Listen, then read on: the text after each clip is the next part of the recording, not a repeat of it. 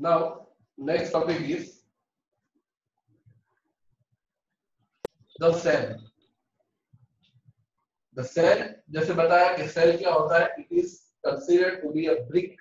जैसे दीवार जो होती है वो ब्रिक से बनती है, वैसे ही हमारी जो बॉडी है वो सेल से बनती है. तो cell is like a brick. ठीक है, जिस तरह से ब्रिक से दीवार बनती है, घर बनता है, वैसे ही सेल से टिश्यू बनते हैं, पूरी बॉडी बनती है. What bricks in a building and cell in living organisms are basic structural units. The building thought, the building thought built of similar bricks have different design, shape, and size.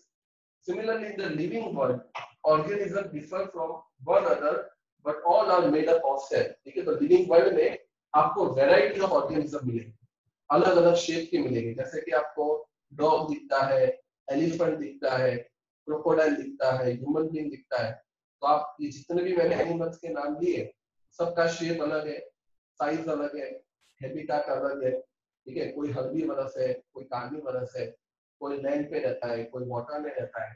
तो आप देखा होगा कि इतने सारे animals है, इतने सारे प्लांट्स है, इतने सारे बर्ड्स है. ठीक है, ये सब एक दूसरे से अलग अलग है, लेकिन सब में अगर पूछा जाए कि कॉमन चीज क्या है, तो कॉमन चीज ये है कि भाई हर लिविंग ऑर्गेनिज्म किससे बना हुआ है, सेल से बना हुआ है. ठीक है, कितने ऑर्गेनिज्म तो ऐसे होते हैं कि जिनकी बॉडी में एक ही सेल होता है, वो एक सेल ही उनकी बॉडी होती है, और वो एक सेल ही डाइजेशन भी करता है, रेस्पिरेशन भी करता है, ट्रांसपोर्टेशन भी करता है, हर एक्टिविटीज एक ही सेल करता है. एग्जांपल अगर लेना हो तो वो है अमीबा. ठीक है, अमीबा. और ऐसे ऑर्गेनिजम्स को कहा जाता है यूनिसेलुलर ऑर्गेनिज्म.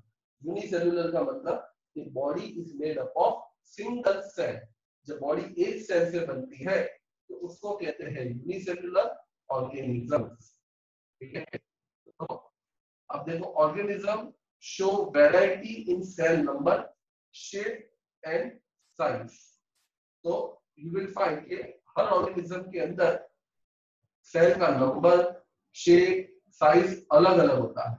ठीक है, जैसे एलिफेंट में बहुत ज्यादा सेल होते हैं, लेकिन जो चींटी है उसमें सेल के नंबर कम होते हैं. ह्यूमन बीइंग में मीडियम सेल होते हैं. ठीक है, वैसे ही जो हिप्पोपोटेमस है उसमें सेल बहुत ज्यादा होते हैं. तो नंबर ऑफ सेल, उनके शेप और उनके साइज अलग अलग होते हैं, हर ऑर्गेनिजम्स में अलग अलग होते हैं. अब हमारी बॉडी की बात करें, ह्यूमन बॉडी की बात करें, तो ह्यूमन बॉडी भले सेल से बनी हुई है, लेकिन हमारी बॉडी के जितने भी ऑर्गन्स हैं, सबके अंदर अलग अलग शेप के, अलग अलग साइज के सेल हैं. ठीक है, वो तो हम 9th में पढ़ेंगे कि हमारे स्टमक में किस तरह के सेल हैं, हमारे ब्रेन में किस तरह के सेल्स हैं, हमारे हार्ट में किस तरह के सेल हैं. ठीक है, हमारे मसल्स में, हमारे ब्लड में, ये सब तो हम लोग 9th में पढ़ेंगे और हायर 7 में पढ़ेंगे. लेकिन आपको मैं बता दूं कि हमारी बॉडी में जितने भी ऑर्गन्स हैं, उन ऑर्गन्स के अंदर सेल का नंबर, सेल का शेप, सेल का साइज सब अलग अलग होता है. ऐसा नहीं है कि हम ह्यूमन बीइंग है, हमारे अंदर एक ही तरह के सारे सेल भरे हुए हैं, नहीं. ठीक है, कहीं सेल छोटे हैं, कहीं सेल राउंड शेप के हैं, कहीं सेल ओवल शेप के हैं, कहीं पेंटागोनल शेप है, कहीं हेक्सागोनल शेप है, कहीं एलिप्टिकल शेप है. अलग अलग शेप के मिलेंगे, अलग अलग साइज के मिलेंगे. ठीक है, so you will find variety of shape of a cell and size of a cell in living organisms. Okay, let us read now 8.3. How do organisms observe and study the living cell? They use microscope. ठीक है, microscope से वो cell की study करते हैं. ठीक है, stains are used to color the parts of the cell to study the detailed structure. मतलब कि सेल के अंदर, सेल को जब उनको देखना होता है तब वो अलग अलग तरह की स्टेन का यूज करते हैं, जैसे कि आयोडीन है, फिनोक्सिलिन है, इस तरह के अलग अलग केमिकल्स का यूज किया जाता है ताकि सेल के अंदर की जो ऑर्गेनल्स है, लाइक न्यूक्लियस, माइटोकॉन्ड्रिया, ये सब चीज को वो अच्छी तरह से देख सके. There are millions of living organisms that are of different shape and sizes. They are different shape and sizes. The organ also vary in shape and size. Let us study about some of them. ठीक है, एक बार इसको देख लो, फिर आगे बढ़ते हैं. Number of cells. Number of cell, तो जैसे बताया कि वी ऑल नो कि हर लिविंग ऑर्गेनिजम्स की बॉडी का साइज अलग अलग होता है. जैसे कि चींटी का साइज बहुत छोटा होता है, हाथी का साइज बहुत बड़ा होता है. तो इसका मतलब कि हर लिविंग ऑर्गेनिजम्स के अंदर नंबर ऑफ सेल कम, कहीं में किसी में ज्यादा हो सकते हैं. And there may be billions and trillions of cell. जैसे कि यहाँ पे देख सकते हैं. Can you guess the number of cell in a tall tree? जो बड़ा पेड़ होता है, जैसे कि मान लो कोकोनट ट्री है या नीम का पेड़ है, ठीक है, तो वो इतने बड़े बड़े होते हैं कि उनमें करोड़ों अरबों सेल्स होते हैं. Same thing happens in elephant also. The number runs into billions and trillions. ठीक है, बिलियंस का मतलब होता है करोड़ों, ट्रिलियंस का मतलब होता है अरबों, बहुत सारे सेल्स होते हैं. Human body has trillions of cells which vary in shape and size. Different group of cells perform a variety of functions. Organisms made up of more than one cell are called multicellular. ठीक है, जैसे बताया कि दो तरह के organisms होते हैं. एक होता है यूनिसेल्यूलर, एक होता है यूनिसेल्यूलर. यूनिसेल्यूलर, यूनि का मतलब होता है सिंगल, ठीक है. सेल्यूलर, ठीक है, का मतलब होता है सेल. तो जो ऑर्गेनिज्म की बॉडी सिंगल सेल से बनती है उसको कहा जाता है यूनिसेल्यूलर. ठीक है, यूनिसेल्यूलर. अगर उसका एग्जांपल लेना हो तो एग्जांपल है अमीबा. ठीक है, नाम तो सुना ही होगा अमीबा का. ठीक है, फिर पैरामीशियम,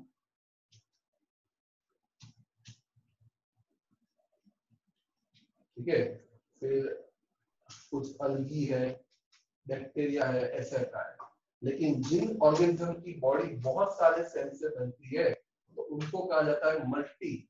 मल्टी का मतलब होता है मैनी. ठीक है, सेल्यूलर का मतलब होता है सेल्स. ठीक है, सेल्स. तो हम लोग मल्टी सेल्यूलर है. हमारी बॉडी में बहुत सारे सेल्स है. जिस ऑर्गेनिजम्स के अंदर बहुत सारे सेल्स होते हैं उनको मल्टी सेल्यूलर बोलते हैं. और अगर उसके एग्जांपल लेना है तो हमारा ले सकते हैं ह्यूमन बीइंग, ले सकते हैं ह्यूमंस. ठीक है, ह्यूमंस ले सकते हैं. ठीक है, फिर कोई भी ट्री ले सकते हैं. ठीक है, फिर एलिफेंट ले सकते हैं. ठीक है, एलिफेंट का स्पेलिंग में ये आएगा. तो बहुत सारे एग्जांपल हम ले सकते हैं. तो जिस ऑर्गेनिज्म में बहुत ज्यादा सेल होते हैं उनको मल्टी सेल्यूलर बोलते हैं. जिनमें एक ही सेल होता है उसको यूनिसेल्यूलर बोलते हैं. ठीक है, तो देखो यहाँ पे राइट साइड पे देखो, यू विल फाइंड कि organisms that made up of more than one cell. यहाँ पे लिखा है ना मेनी. मेनी का मतलब होता है बहुत सारे. Organisms that made up of many cells are called multicellular. ठीक है, the number of cells being less in small organism does not in any way affect the functioning of the organism. You will be surprised to know that an organism with billion of cells begins life as a single cell. मतलब कि आज जिसके अंदर करोड़ों sales है उसकी life की शुरुआत सिंगल सेल से होती है. अब आप हमारा ये एग्जांपल देख लो. हम लोगों के अंदर भी बिलियंस ऑफ सेल है, लेकिन जब हम पैदा हुए थे तब हमारी बॉडी एक सेल से बनी थी. एक से दो होते हैं, दो से चार होते हैं, चार से 8 होते हैं, 8 से 16 होते हैं, 16 से 32 होते हैं. और इसी तरह से हमारा जो नंबर है वो मल्टीप्लाई होते रहता है और एक से बहुत सारे ऑर्गेनिजम्स, बहुत सारे सेल्स बनते रहते हैं. हमारे अंदर भी एक ही सेल से शुरू हुआ था, लेकिन आज हर रोज लाखों सेल्स पैदा हो रहे हैं और लाखों सेल्स मर भी रहे हैं. ठीक है, हमारी बॉडी में आज लाखों सेल पैदा हो रहे हैं और सामने लाखों मर भी रहे हैं. लेकिन हमको कभी ऐसा होता नहीं है कि यार आज तो मेरे लाख सेल मर गए, मेरे को कमजोरी फील हो रही. नहीं, क्योंकि जैसे हमारे सेल मरते हैं उतने नए सेल वापस आ जाते हैं. ठीक है, तो इसका मतलब कि हर बड़ा ऑर्गेनिज्म भले देखने को वो हाथी जैसा बड़ा है, लेकिन उसकी शुरुआत तो सिंगल सेल से हुई थी. The fertilized egg cell multiplies and the number of cell increases and development process. Looking at the figure 8.3a and b, both organisms are made up of single cell. जैसे मैंने बताया कि जो organism single cell से बना है उसको unicellular बोलते हैं। ये देखो मैंने एग्जांपल दिए थे, अमीबा ये अमीबा है और ये वाला जो है, ठीक है, दैट इज कॉल्ड पैरामीशियम। ठीक है, तो ऑर्गेनिज्म जिसकी बॉडी एक सेल से बनती है उसको सिंगल सेलुलर बोलते हैं या यूनिसेलुलर बोलते हैं, लेकिन जिसकी बॉडी में बहुत सारे सेल होते हैं उसको मल्टी सेलुलर बोलते हैं। ठीक है, आया समझ में सबको difference between unicellular and multi cellular? Yes sir. ये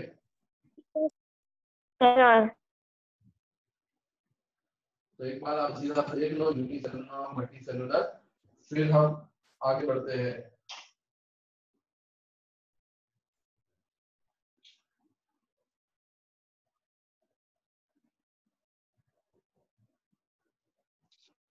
So different group of cells perform variety of function.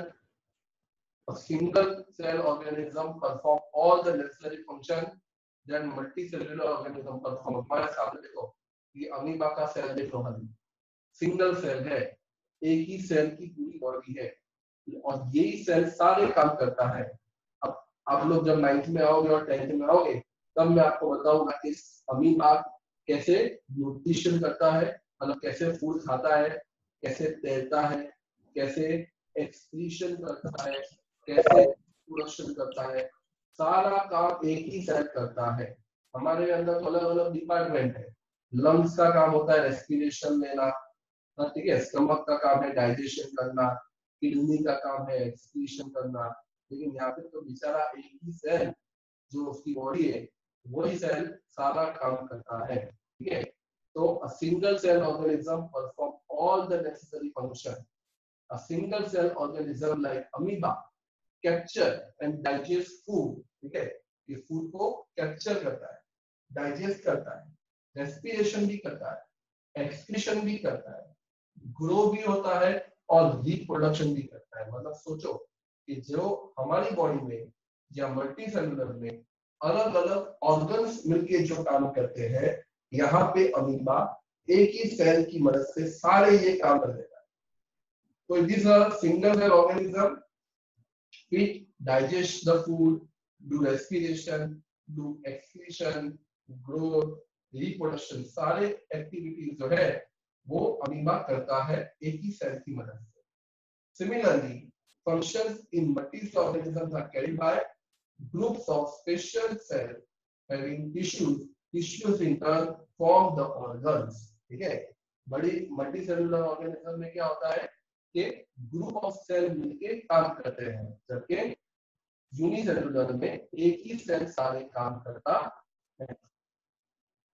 ठीक है, तो ये है basic difference between unicellular and multicellular. आया समझ में सबको यूनिसेलुलर और मल्टीसेलुलर के बीच का difference? Yes sir. Now comes shape of the cell। Shape of the cell, shape of the cell, तो आप देख सकते हो, देखो यहाँ पे आपको अलग अलग सेल दिख रहे हैं। ए में जो है वो रेड ब्लड सेल है, ये हमारे ब्लड में होते हैं। फिर ये मसल सेल है, ये हमारे मसल्स में होते हैं। ठीक है, और ये वाला जो है ये हमारे ब्रेन में होता है, नर्व सेल। ठीक है, तो आपके सामने मैंने तो तीन ही सेल रखे हैं, एक ब्लड का सेल है, एक मसल्स का सेल है और एक ब्रेन का सेल। तो तुम्हारे सामने तीनों सेल का शेप कैसा लग रहा है? एक जैसा लग रहा है कि अलग अलग लग रहा है? अलग अलग लग रहा है, अलग अलग, क्योंकि ये सेल का फंक्शन अलग अलग है, ये सेल के फंक्शन अलग अलग है और इसी वजह से इनका शेप भी अलग अलग होता है। ठीक है, तो refer to the figure 8.3। Have you defined the shape of amoeba? Amoeba has no definite shape. Amoeba आपको दिखता होगा कि कोई पर्टिकुलर शेप का, लेकिन अमीबा जब चाहे अपने शेप को चेंज कर सकता है। तो अमीबा का खुद का कोई शेप नहीं होता, unlike other organism.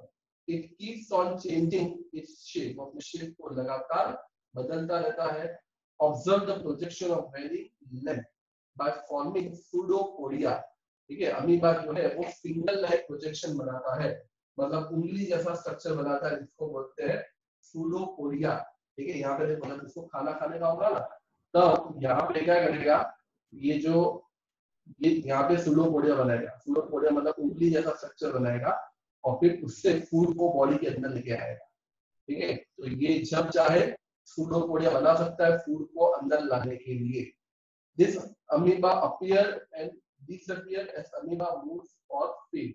This projection appear, तो सूडोपोडिया है ये खाना लेने के लिए, फूड लेने के लिए कभी भी बन जाते हैं और कभी भी गायब हो जाते हैं। जैसे उसका फूड ले लिया उसने, उसके बाद सूडोपोडिया गायब हो जाएगा। तो कुदरत में देखो किसी न किसी तरह से अमीबा की मदद की। अमीबा को वरदान है कि वो अपने शेप को चेंज कर सकता है, तभी वो सिंगल सेल होने के बावजूद भी आप देख सकते हो कि वो सारे काम कर पा रहा है। फिर आता है WBC, हमारी बॉडी में व्हाइट ब्लड सेल्स होते हैं, ये भी सिंगल सेल है, ठीक है, but while WBC is a cell, amoeba is a full flesh organism. ठीक है, अमीबा और WBC में डिफरेंस क्या है, कि अमीबा पूरी एक ऑर्गेनिज्म है और WBC हमारे अंदर एक मामूली सा सेल है। What shape would you expect in organism with millions of cells? Figure shows the different cell of blood. ठीक है, ब्लड के सेल आपको दिख रहे हैं, ब्रेन के दिख रहे हैं और मसल्स के भी दिख रहे हैं। Generally the cells are round, ठीक है, दिख रहा है, ब्लड के सेल्स राउंड है, ठीक है, फिर कुछ सेल्स स्पिंडल शेप है जैसे मसल सेल्स है और कुछ इरेगुलर शेप है। Some are branched like nerve cell or neuron. These nerve cells receive and transfer the messages. ये कैसे काम करते हैं वो हम बाद में पढ़ेंगे। ठीक है, ये हमारे ब्रेन में होते हैं, मतलब ये पूरी बॉडी में से ये लोग सिग्नल लेते हैं, ये सेल सिग्नल लेते हैं और उसको आगे ट्रांसफर करते हैं। ठीक है, तो इसीलिए ये बहुत लंबा सेल है। Can you guess which part of the cell give its shape? Components of the cell are enclosed in a membrane. Cell के अंदर अलग अलग कंपोनेंट्स होते हैं और वो कंपोनेंट्स के बारे में हम लोग नेक्स्ट टाइम पढ़ेंगे। This membrane provides shape of the cell, plants and animal. Cell wall is an additional covering over the cell. कुछ सेल में क्या होता है, सेल के इर्द गिर्द सेल वॉल भी होती है जिससे उनको एक्स्ट्रा प्रोटेक्शन मिलता है, specially plant cell. Plant cell में सेल वॉल होती है, एनिमल सेल में नहीं होती। बैक्टीरिया में भी सेल वॉल होती है। ठीक है, ज्यादा डिटेल बिटवीन प्लांट सेल और एनिमल सेल वो हम आने वाले लेक्चर में पढ़ेंगे। अभी हमारे पास 2 मिनट है, तो 2 मिनट में मैंने जितना भी पढ़ाया एक बार देख लो, अगर कहीं डाउट है तो पूछ लो।